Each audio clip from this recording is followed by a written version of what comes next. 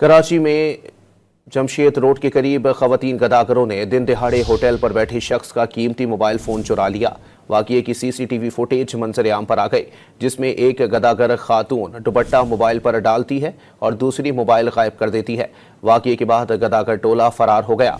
चोरी का मुकदमा जमशेद क्वार्टर थाने में मुतासरा शहरी की मुद्दत में दर्ज कर लिया गया।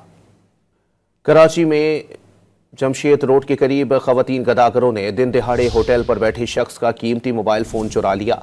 वाक़ये की सीसीटीवी फुटेज मंजर आम पर आ गई, जिसमें एक गदागर खातून दुपट्टा मोबाइल पर डालती है और दूसरी मोबाइल गायब कर देती है। वाक़ये के बाद गदागर टोला फरार हो गया। चोरी का मुकदमा जमशेद क्वार्टर थाने में मुतासरा शहरी की मुद्दत में दर्ज कर लिया गया।